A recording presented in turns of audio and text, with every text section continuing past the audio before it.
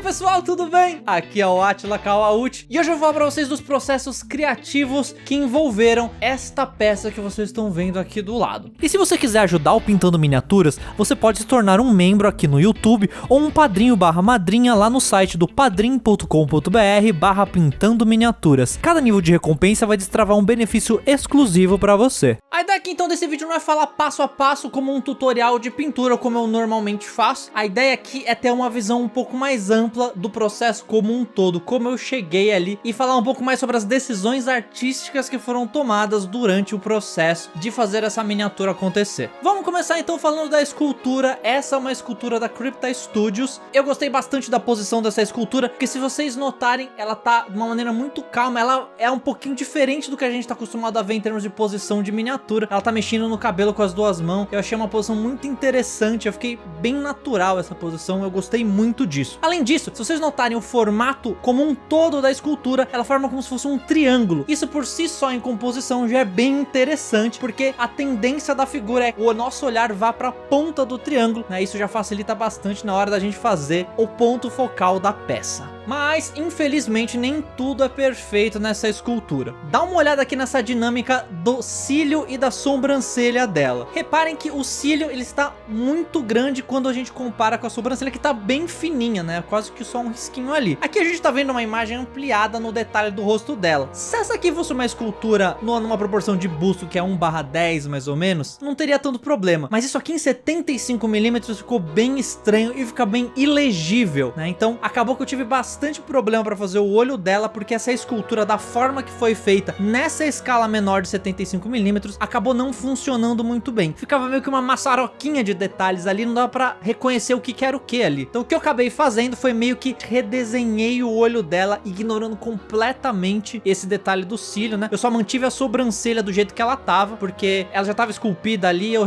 resolvi não mudar isso. Eu achei que ia ser mais fácil só mudar a parte do cílio, desenhar tudo por cima mesmo e ignorar a forma toda ali. Então, seguindo, foi a hora de eu escolher o esquema de cores que eu ia utilizar nessa peça. A minha ideia inicial era fazer o vestido dela branco e vermelho, só que depois que eu dei uma pensada melhor, eu achei que fazer branco e vermelho não ia ser necessário. Ela não tem tanta roupa assim visível, a parte do vestido, né? É mais a capa dela que é como se fosse um outro elemento, né? Então eu decidi deixar ele vermelho puro, e eu achei que o vermelho vende bem essa ideia de sacerdotisa da floresta que eu queria passar aqui nessa peça. Aí, para complementar o vermelho, eu acabei fazendo esses no metallic gold e a capa que tem esses tons de amarelo, né, amarelado. Então dá pra dizer que as cores básicas dessa peça são o vermelho e o amarelo. Aí o cabelo dela eu fiz preto, que é considerado como uma não cor, porém os meios tons e highlights eu fiz puxado mais pro azul, então ele é levemente azulado. E esse é o mesmo azul que eu utilizei nas sombras, tanto da pele quanto da parte vermelha do vestido, e eu também usei um pouquinho até na parte de trás da capa. Aí um outro ponto que tinha me chamado bastante atenção quando eu vi essa peça foi justamente a capa dela. Então eu resolvi fazer uma coisa diferente, explorar texturas de uma maneira que eu nunca tinha explorado antes. Então o que eu resolvi fazer? Eu resolvi aplicar basicamente duas texturas ao mesmo tempo, que é a textura de pelo, que você vê o detalhezinho de cada pelinho ali como se fosse ali, né? Pra dar essa impressão de que é meio felpuda essa capa, é aquele pelo mais raso, mais batido, não é aquele pelo super fofinho, mas dá pra ver que tem uma texturinha ali. E os padrões de onça que eu desenhei, né? A cor e o padrão de onça, que é como se fosse a segunda textura ali, que são aquelas bolinhas pretas, né? Obviamente que as duas texturas estão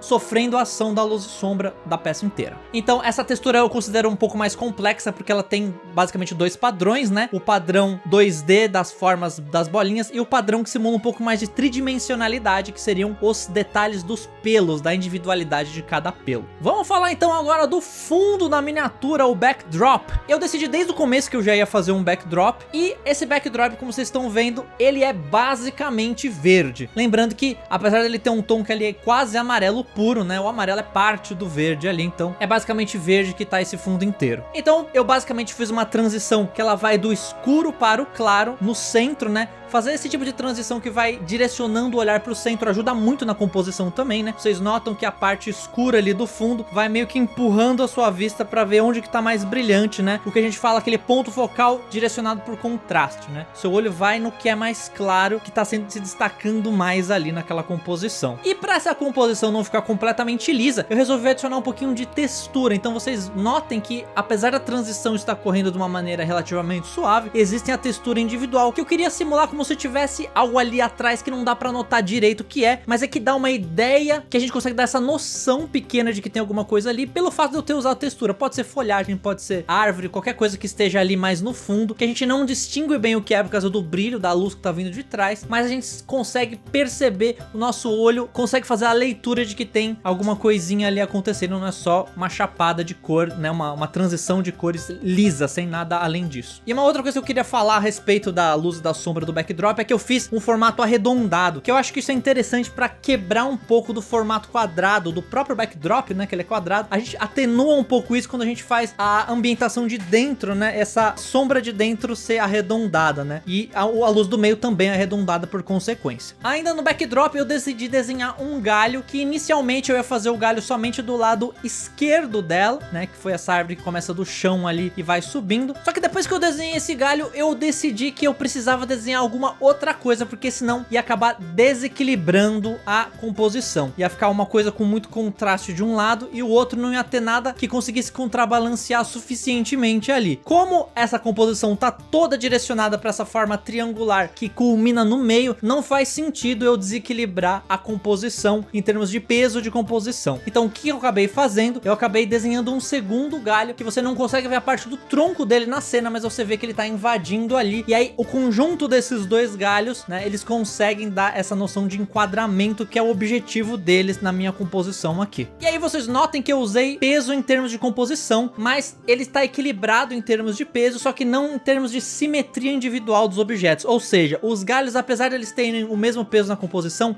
eles são assimétricos. Por quê? Porque na natureza é muito mais fácil você conseguir achar a assimetria dos objetos. Um galho nunca é muito igual ao outro, né? É parecido, mas ele tem leves mudanças. Então eu resolvi representar isso aqui, dando o mesmo peso na composição, mas tornando os objetos assimétricos. E ainda falando do backdrop para finalizar, eu queria dizer que esse backdrop tem dois níveis de camada que eu quis representar aqui, que seria o fundo, que está mais lá para trás, sem definição, e os galhos que estão mais para frente, que vocês reparem que eu desenhei bastante definição neles, com detalhes pequenos de galinhos menores ali, para trazer essa definição pro olhar, pra gente ter essa ilusão de que o negócio tá um pouquinho mais perto, né? E conforme o negócio vai se afastando, ele vai ficando cada vez menos nítido pra nossa visão, né? Essa simulação que eu tentei fazer aqui, deixando dois níveis no backdrop, e ainda a gente teria o terceiro nível, que é a base e a peça, que a gente vai chegar nela. E a base foi a parte que mais me deu trabalho, porque eu passei por algumas opções antes de chegar nessa final. A minha ideia inicial era fazer essa base que eu tô mostrando aí, que era basicamente um papel liso, que ia ter o tamanho certinho do backdrop, e eu ia fazer um acabamento ali com uma massa, ia deixar mais liso, um pouquinho melhor do que tá aí. Não, eu só não deixei melhor porque eu não acabei não terminando, e descartei essa ideia. E eu descartei ela justamente porque eu achei que tava ficando muito ruim esse acabamento ali, que essa base é meio que um isopor, e eu colei uma folha por cima. Eu queria ver se isso era usável, acabou que eu não achei muito usável, ia ficar muito grosseiro o acabamento, não ia combinar com o que eu queria transmitir com essa peça. Então eu fiz uma segunda ideia, que foi justamente baixar uma base redonda 3D. Era basicamente umas folhas, aí vocês estão vendo o modelo, essas folhas tem alguns galhos, alguns cogumelos e um bom espaço ali na frente para que eu pudesse colocar a peça. E relativamente liso no meio, bom porque o vestido dela é bem liso, então eu preciso apoiar de uma maneira que fique reto, senão ela vai ficar meio torta e vai quebrar a ilusão que tem um pano ali, vai parecer um negócio que é duro mesmo. O problema foi que eu tive que cortar essa base no formato quadrado, eu tive que modificar o STL original, né, fiz ela quadradinha, cortei, né, as partes arredondadas para que pegasse o quadrado que fique no meio ali, só que acabou que o espaço era muito pequeno e o melhor ângulo da base era o ângulo que ficava meio torto assim, e eu falei, putz, acho que não tá ficando legal, acabei descartando também. Reparem que aqui eu cheguei a um ponto até de pintar, quase finalizei a pintura da base, né, a ideia ia ser mais ou menos essa. Claro que eu não cheguei a adicionar outros elementos que eu adicionaria, ela não está 100% pronta essa base, mas eu chegou bem perto de terminar ali, né, mas eu acabei descartando antes de terminar, porque eu achei que não ia dar certo. Então eu acabei voltando pra uma coisa que eu tinha pensado lá no início, que era usar uma base redonda de MDF mesmo, porque o MDF é 100% liso, tem a rigidez que eu preciso e dá o acabamento retinho, bonitinho, não fica aquela coisa feia que tava no início ali, com aquelas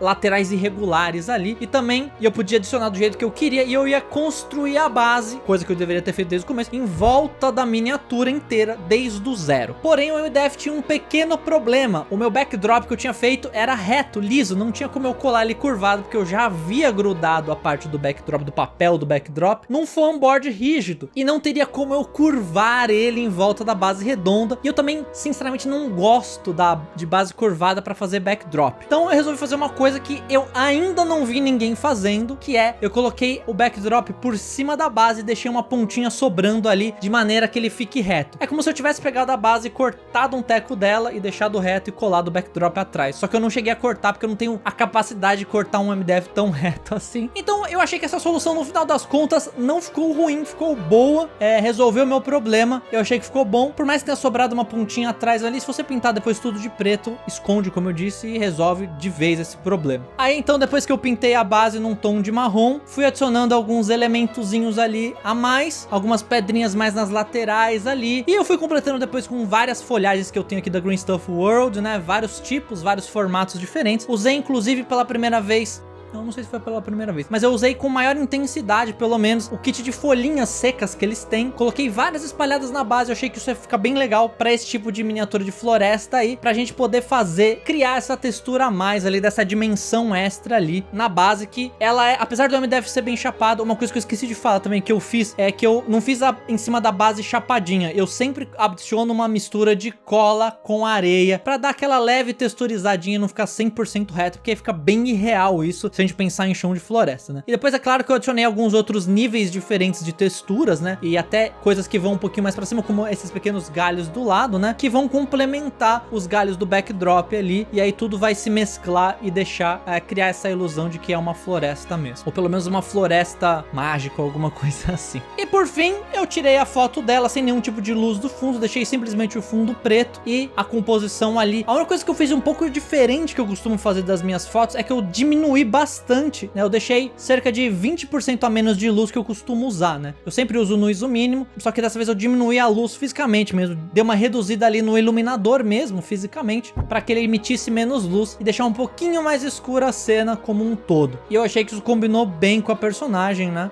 Mesmo porque eu já tinha feito os contrastes bem fortes nela, então não precisava ser tão claro assim. Eu acho que o todo mais escuro funcionaria um pouco melhor. Então é isso, pessoal. Eu espero que esse vídeo tenha sido útil para vocês verem qual foram todas as linhas de raciocínio que eu tive por trás das decisões que eu acabei tomando e que acabou resultando nisso que vocês estão vendo aí. Eu espero que isso seja útil pra vocês. E se vocês querem ver mais vídeo desse, me avisa aí, porque esse é um vídeo que eu nunca tinha feito nesse estilo, né? É uma coisa mais conceitual e menos prática. Se vocês curtirem esse tipo de vídeo, avisem que eu posso fazer mais aí ao longo do ano, beleza? Então é isso, eu vou ficando por aqui. Abração e até mais!